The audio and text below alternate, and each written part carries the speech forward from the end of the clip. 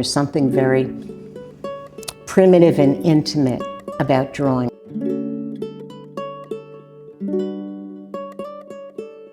I think that someone's hand and the essence of who they are is expressed in a line drawing, because you can't cover it up, you can't hide it with color. It's just this simple line.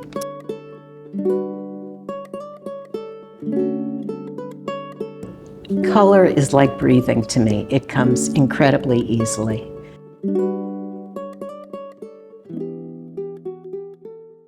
Hi, I'm Gail Winbury. I am at Manna Contemporary in Jersey City, and we were just talking about New England, and I used to live in Massachusetts and went to graduate school in Massachusetts. Can you talk about your work? I'm a painter, and I'm an oil painter who works abstractly. And I literally just moved into this studio 3 weeks ago. So the studio is still a mess, but I'm beginning to work in here, which I'm very excited about.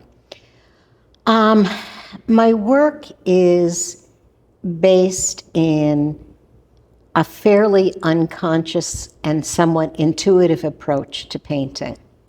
I put on thin layers of glaze on a canvas to get rid of the white canvas. And then I make random marks in charcoal. And those random marks in charcoal become forms. And from those forms, I begin to add color. And then one mark leads to the next mark. And it's kind of like call and response. Would you say your colors are influenced by something like Fauvism or Expressionism? I think some of my colors are definitely influenced by Matisse.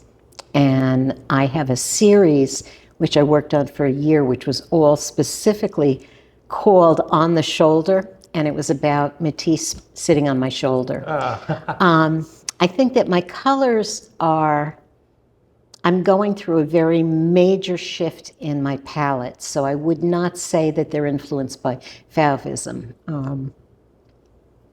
No, so something about Matisse. So I had a long argument with a friend. We were staring at this Matisse painting, and he keeps, like, it's a pumpkin and a scenery. He keeps saying, like, it's so, like, rough and the strokes are so big. He doesn't know why it's good. But I think it's very artistic. I just want to hear some of your opinion.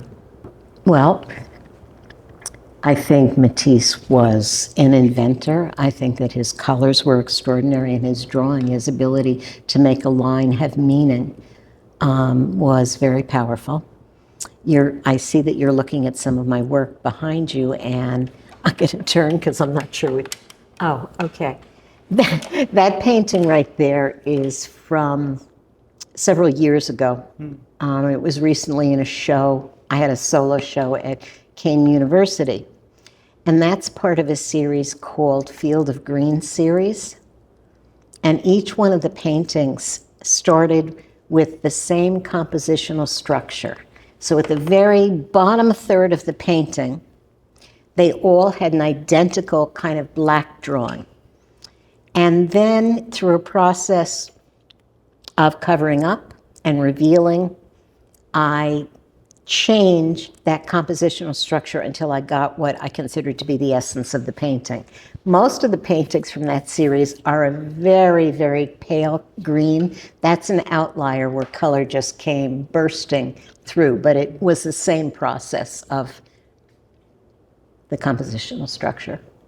You paint in, like, very flat and, like, big color blocks, and there's also, like, lines and, like, so for me, it relates to, like, a caveman painting, like, it's in not. I don't feel offended at all. I know, like, because a lot of artists take inspiration from, like, stuff people do on the caves, because it's part of art history. So I just wanted to hear if.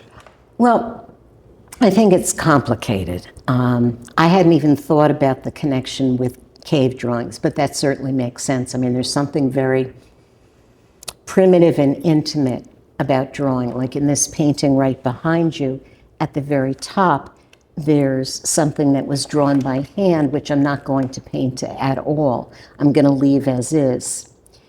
And if you think about, I don't know if you know Agnes Martin's work, where she will have 1 or 5 thin lines going horizontally across. I think that someone's hand and the essence of who they are is expressed in a line drawing, because you can't cover it up, you can't hide it with color. It's just this simple line. Was I in any way thinking about the cavemen? No, no. And I'm not the only artist that draws on their canvases, but I like mixing. Amy Silman talks about drawing and how there are people that are beavers and there are people that are birds.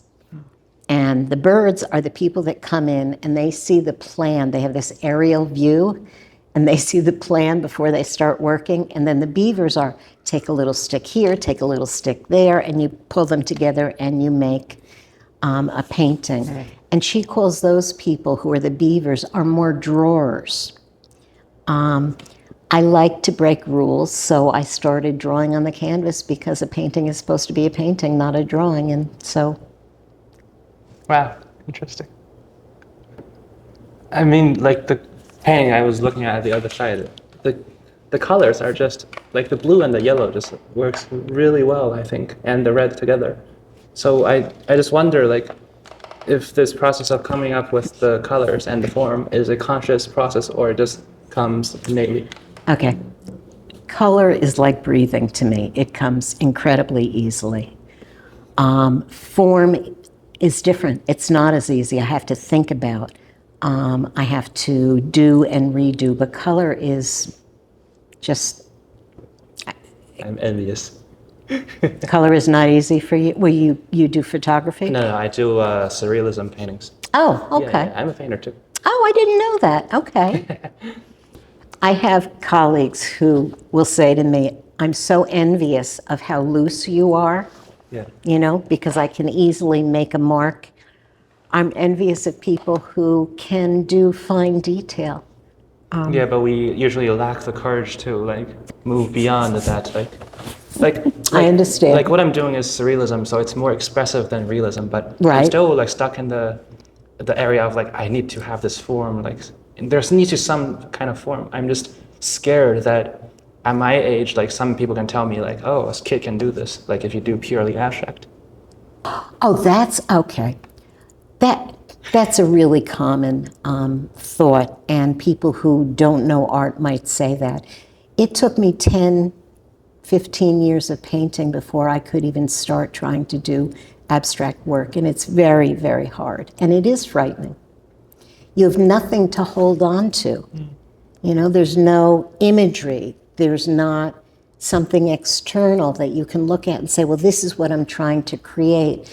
I mean, surrealism is not pure representation, but there's representational elements. So when you do something like an abstract piece of work, do you know like what you're doing at the moment? Do you mean, am I working intentionally? Yeah,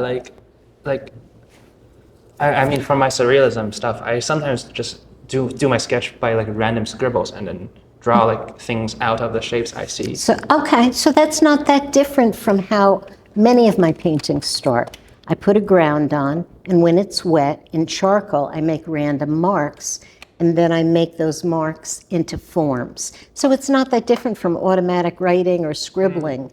There are some series that I approach in a more intentional way. I had a series that I did which was about early childhood, and I brainstormed all of my visual memories from my childhood.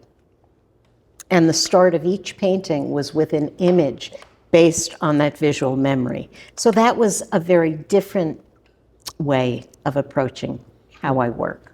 Are you ever like, because when I do this and when you do this, like not very consciously with like a big concept behind when we start, like yeah, it comes with a controversy that like we're just doing because we're copying like what others are doing, but we don't have a ideology we're trying to express.